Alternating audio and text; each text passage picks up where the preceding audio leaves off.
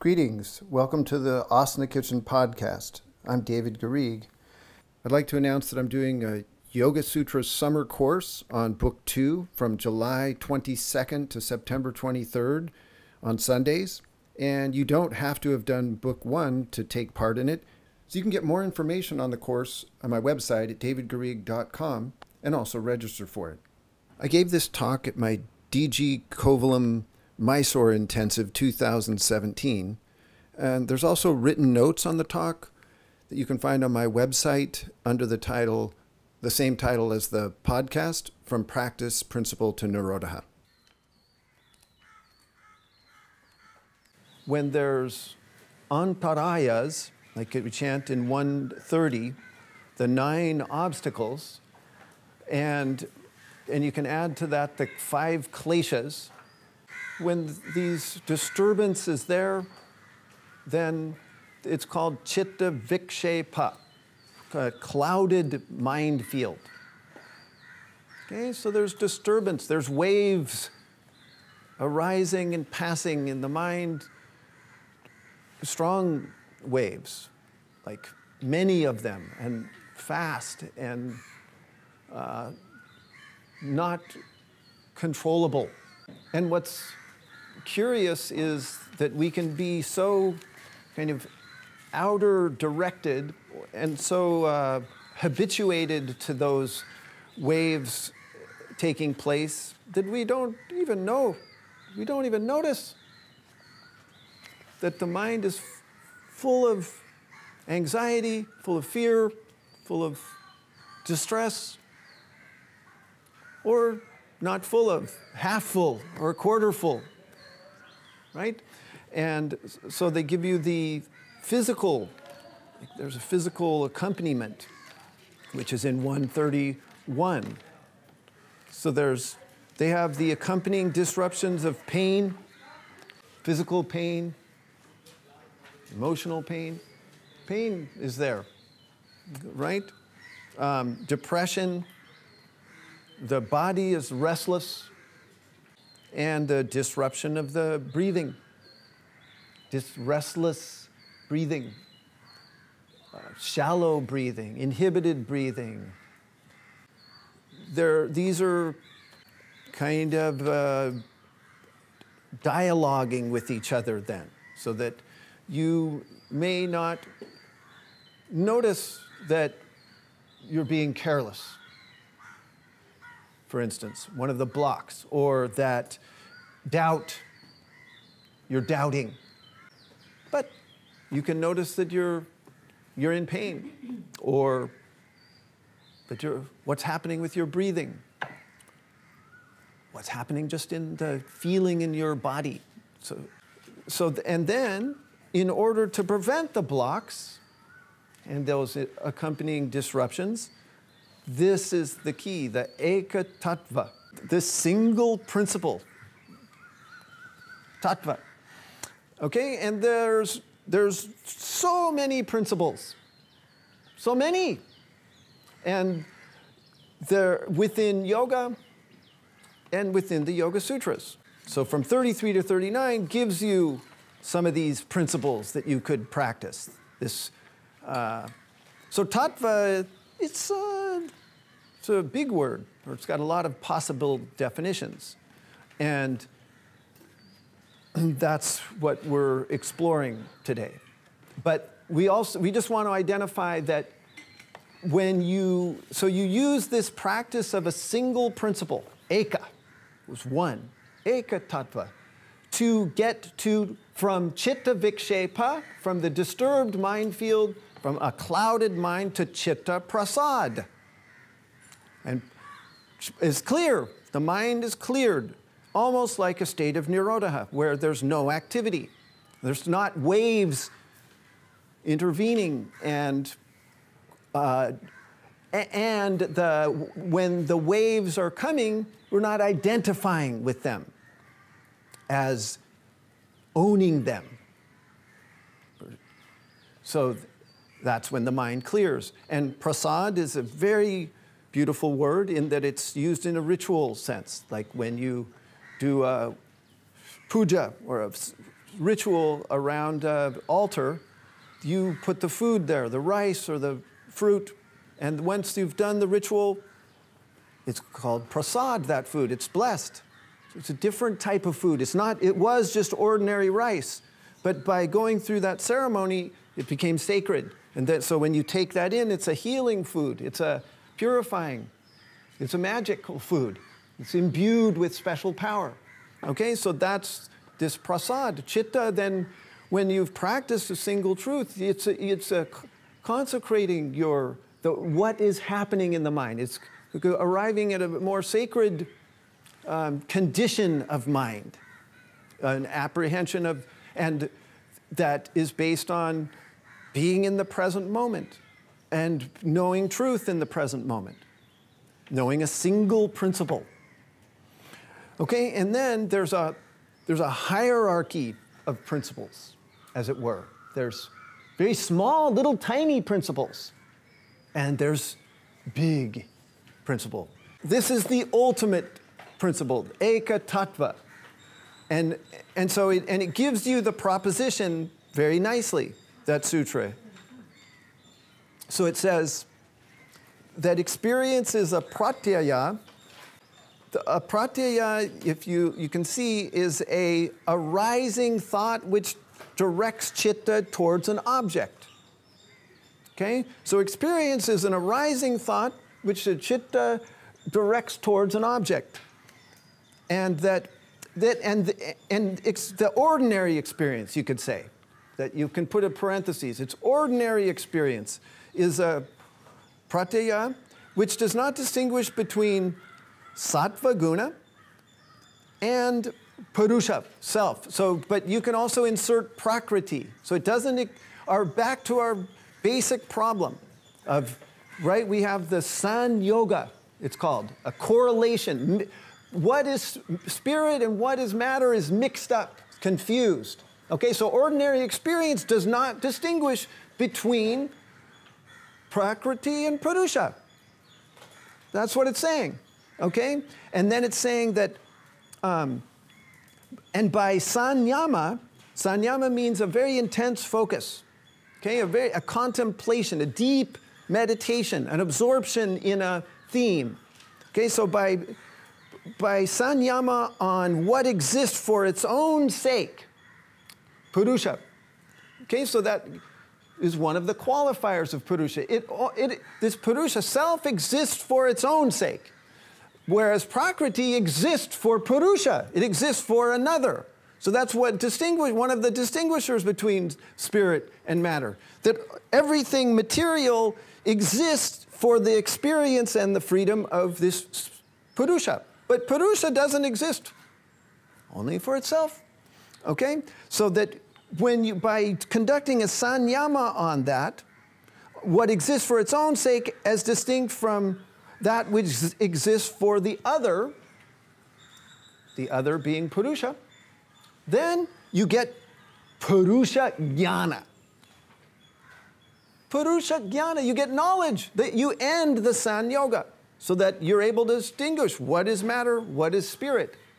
And so when mind activity goes on, that those waves that when you're mixed up, you're identifying with those waves. You're identifying with this body. You're identifying with things material. Okay? But by contemplating that those are separate and the ways that they are separate, then you get knowledge of purusha. So this is the whole thing. This is how you spend your day as a yogi. Making this distinction, constantly finding the ways that you're buying into thinking, confusing what is material, what is lasting, what is really, what is the swarupa, what is my essence? My essence is not this body. My essence is not my thinking. My essence is self. It's consciousness. Okay? And then when that happens,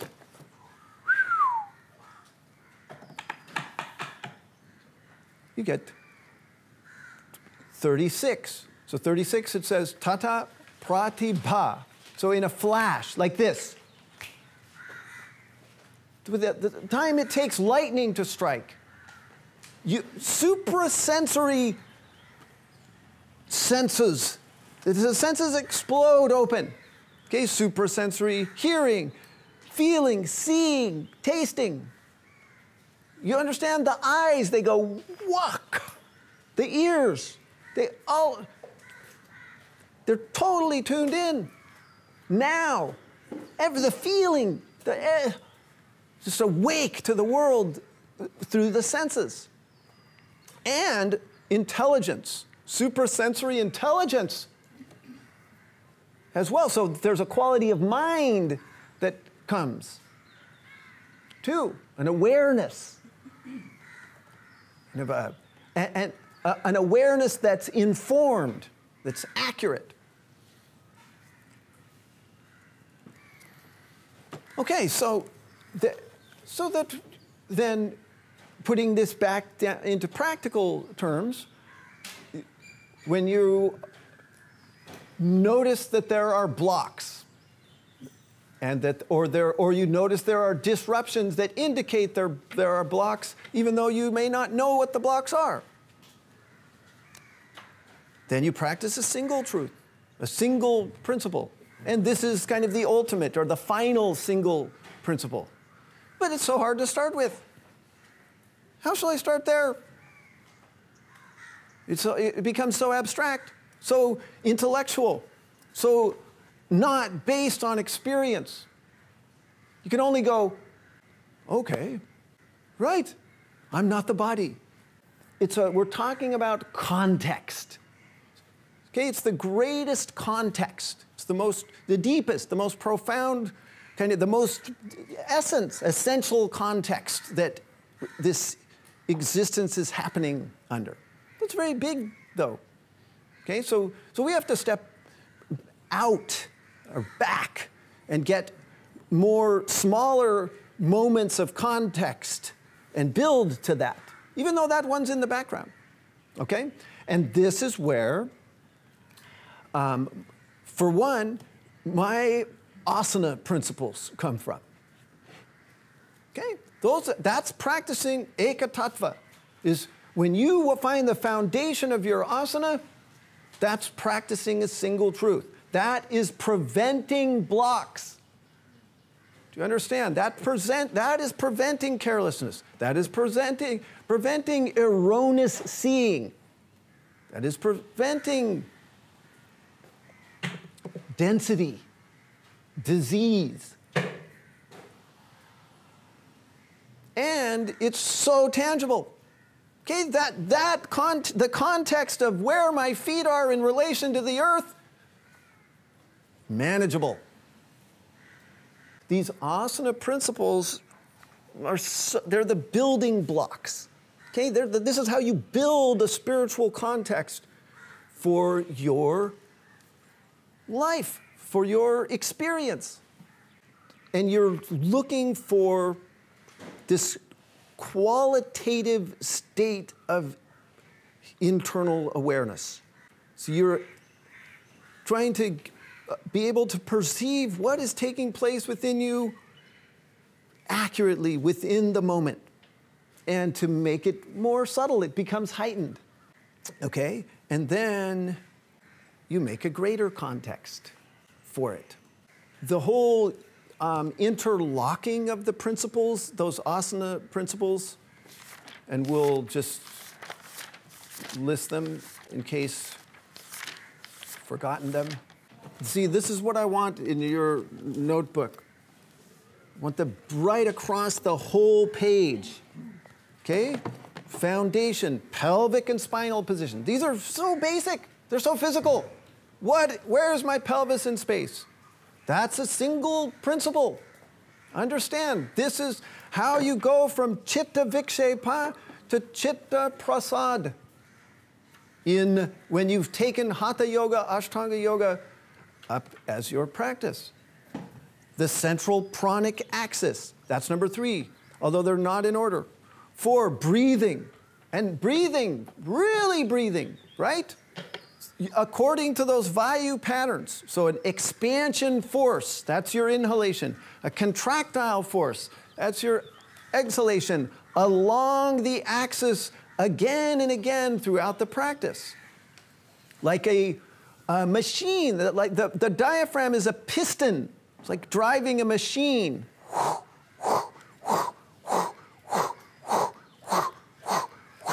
For 90 minutes, it never stops. And those movements help you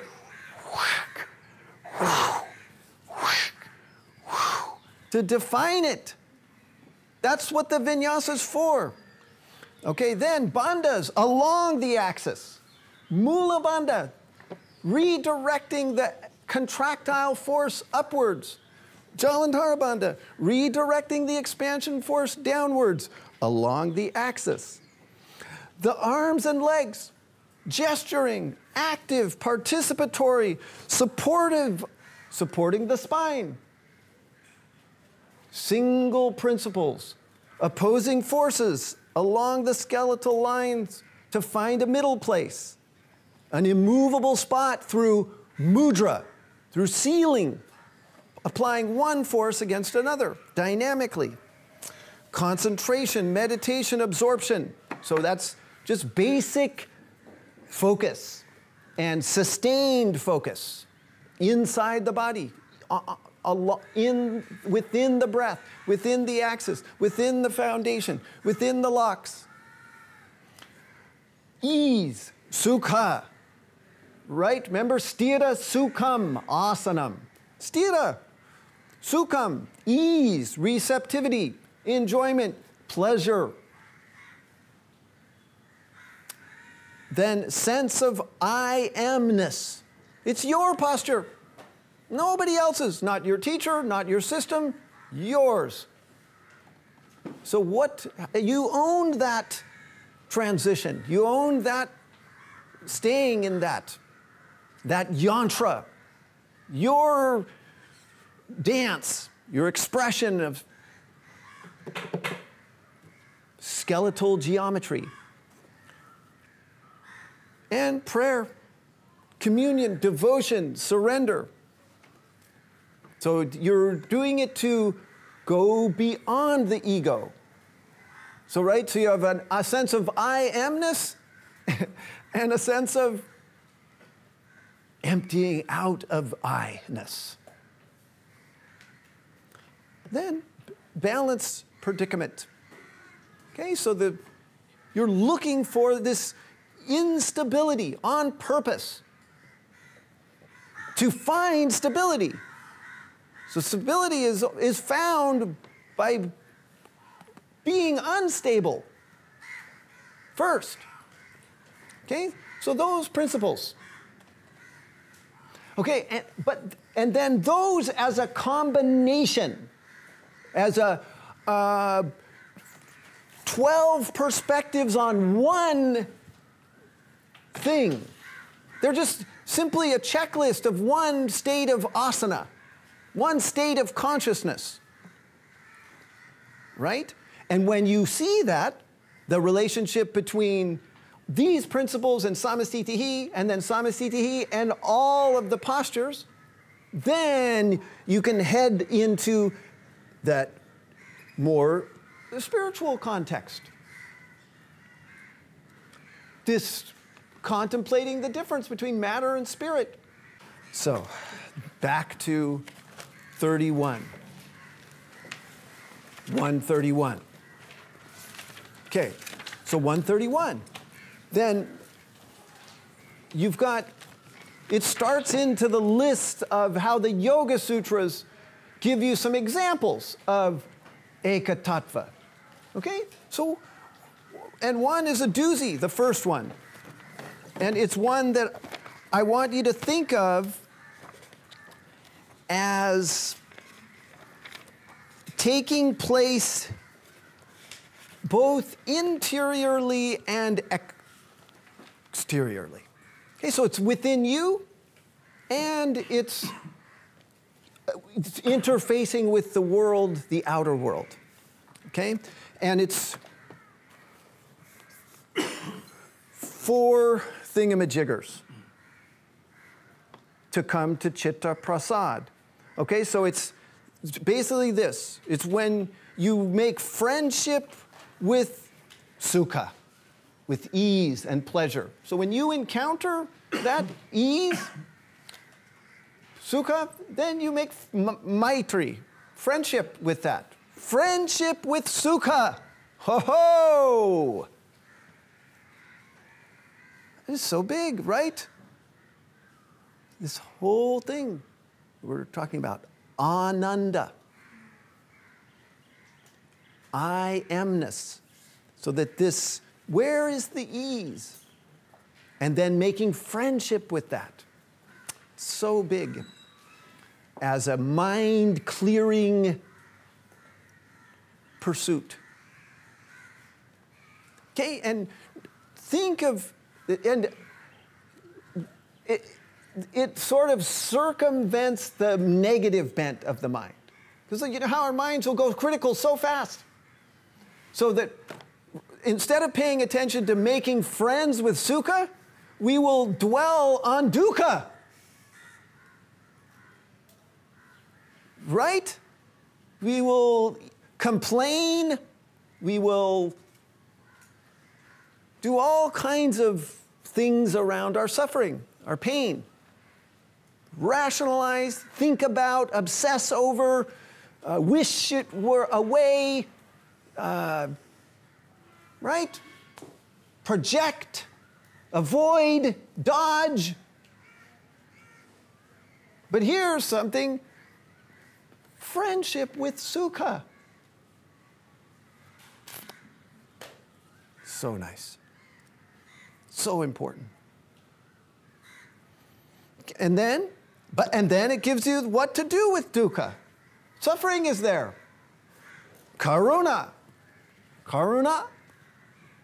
Compassion. So instead of, oh, grind it some more. Yeah. No. Compassion. That's what happens when you encounter suffering. Inside, outside. You don't judge. You don't wish it. What is compassion? There's some kind of meeting it with tenderness, gentleness, care, embracing in a way.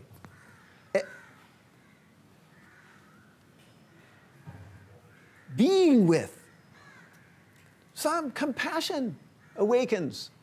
Like you're caring for something so needy, something needing that care. A child or a plant or an animal. Or someone hurting. And yourself as well. Okay, then elation with virtue. Again, it's sort of like friendship with sukha. You actually get happy when you encounter virtue. Instead of going to the typical cynicism but something's there, blah, blah, blah, blah. No, elation with virtue. And then indifference when there's an absence of virtue. Neutrality. Okay, these things take you from Citta Vikshepah to Citta Prasad. Okay, and so if you don't meet dukkha with compassion, blocks are arising. Kleshas are activating. So, and of course, this is hard. It wouldn't be here if it wasn't hard. This is a very challenging mega sutra. Of course, when you meet someone not virtuous or encounter within yourself when you're not virtuous, what? Indifference? No, I want revenge. I want justice. I want retaliation. I want judgment.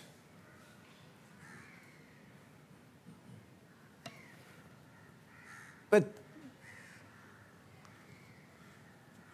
mind activity is coming, suffering.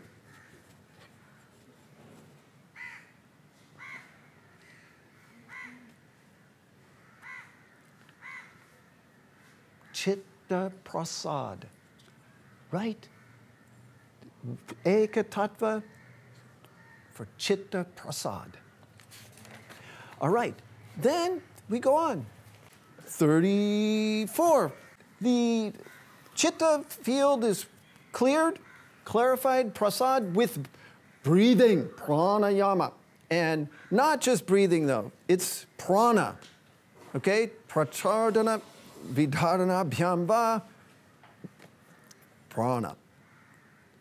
Restraining prana, directing prana, like vayu patterns, apana, prana. So your energy, so it's breathing energy, it's respiration, but it's energy as well. Okay, so holding prana, think of how challenging that is. There's two sources of mind activity, only two. One is prana, constantly in motion, this energy that is behind all material. Constantly moving and creating mind activity. Creating those waves is prana. And then the other is vasana, subliminal traits. These sort of bents of personality that we're born with. Those make mind activity. And so they say when you can stop one, they'll both stop. But how shall I stop prana, hold prana? It's always moving. So hard. But that's what asana, that you're becoming an expert in directing prana. In changing energy within yourself. Okay, that's how you clear your mind. Change the energy with breath, with bandhas, with yantras, with perspective, context. Okay, then the next two go together, sort of. 35 and 36, they talk about pravritti. Pravritti. Hallelujah. Pra is higher. Vritti is turnings. That's mind activity. Higher mind activity. So already that's cool. We like these easy distinctions. We've got clouded mind, cleared mind. Whew. Can grab onto that. Is my mind disturbed? Is it clear? Okay, and then within the content of vritti, is it pravritti or vritti? And the Yoga Vasishta, it puts it in very clear terms. Here's what it says about it. So that the multitude of your mental impressions is twofold. Yes, twofold, the multitude of these vrittis going on. Good and bad. Yes, good and bad. It's just that simple. So if you're carried away by the stream of pure mental impressions, you will, in due course, reach the eternal abode through those very impressions. So important. That's all those principles. Through your foundation, through your access, through your breathing, through befriending sukha and getting compassionate towards dukkha, directing prana. These are good pravritti. And then, of course, if the disposition of the mind is, however, bad,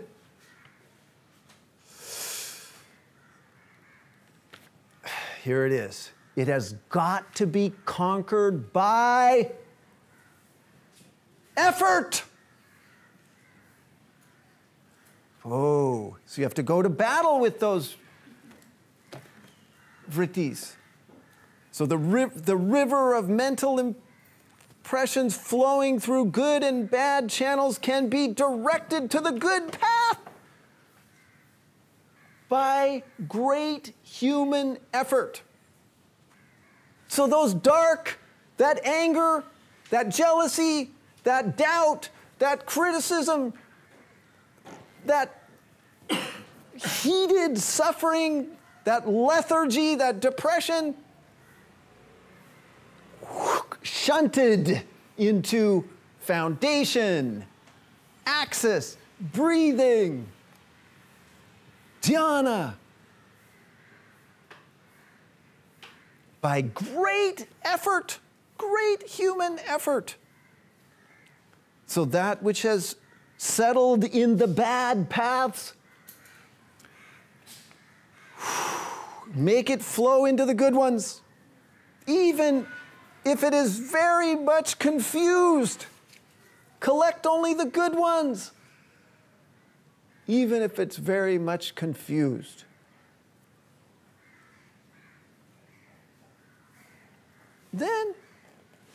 Then, of course, they're never finished with you on this.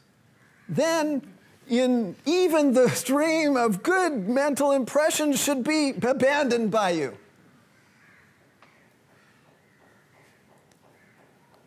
Okay. Oh no, you're like, I had it. No, you want no mind activity. Not just good mind activity, none. Eventually. Okay? So that even the stream of good mental impressions should be abandoned by you. With burnt up passion, free from anxiety, and indeed by understanding the nature of reality, the distinction between Purusha and Prakriti. Okay, so here we go. So also, a pravritti, number 35. A pravritti which has arisen related to essential objects, you hold the mind on that thing. That brings Citta Prasad. Okay? So you identify these pravritti. What is a finer activity of Citta? And you hold on to that. Steady your mind on that. And the mind clears. Okay, and then there's another one. So that a pravritti which is sorrowless and luminous, having light. Okay, and that's again, it goes to this, it's a very interesting thing. So, for one, you spend a lot of time avoiding acknowledging our sorrow. Okay, so that first there has to be that. There's so much sorrow inside. So much pain, just sorrow at, it's endless, right? Things rarely go exactly like we want. All throughout the day, and then they pile on, the days, the months, the years. So much sorrow is there. So, but then there's also so much hope where the mind springs into the present moment, and there's beauty, there's connection, there's intelligence, communion. And so, you recognize that, right? We can be so identified with the sorrow that we don't even notice anymore. But here, this is a pravritti that is it's without it. It's absent. Sorrow is absent from that. Wow. Wow. And it has light, not such heavy darkness. It has light. It's there in the Citta field. You just have to sift through and find it, and then steady your mind on it. Value it. Friendship with Sukha. And then, Vitaraga Vishayam Va Chittam, number 37. So this is an object which transcends attachment. A citta whose object which transcends attachment. So they classically, it's funny, they interpret this one really interesting. They take a saintly person, like citta. So it's like a citta is a person, an individual mind field who is non-attached. It just has freed themselves of this being chained to prakriti, to materiality. So that if you're exposed to that, then your mind is cleared. But it can also be within yourself. Vitaraga, right? Transcend attachment. When you transcend attachment, and when you're even around that, the mind clears. Okay? Then, swapna nidra jnana alambanam. Alambana. So that the citta is cleared by having its supporting object the knowledge of dreams or sleep. Okay, so this is a very interesting one.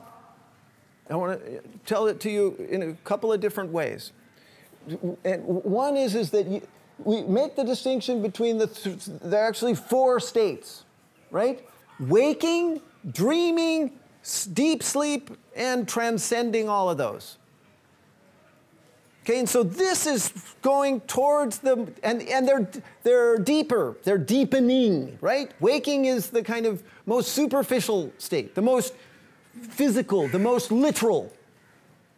Then it gets a little more symbolic, a little more based in imagery, a little more not like this. And then deep sleep. Okay? And so, and dreams are, you could substitute visions. Visions, dreams.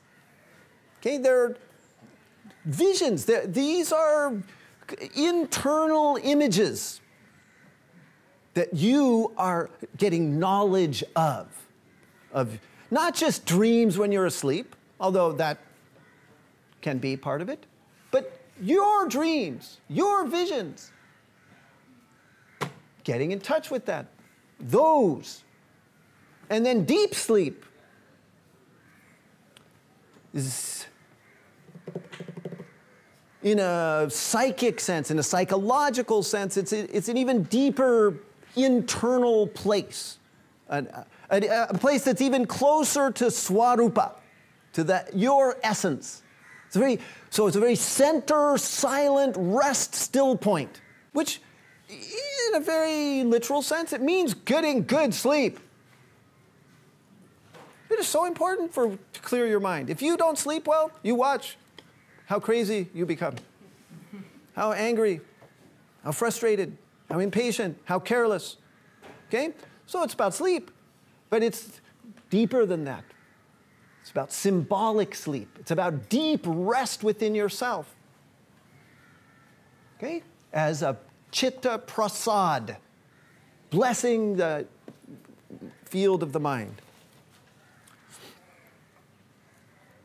Okay, then it just leaves the door open for you at the end. If none of those are to your taste, then dhyana as desired. Right? You get to decide what clears your mind. You have to find it. Thank you for joining me.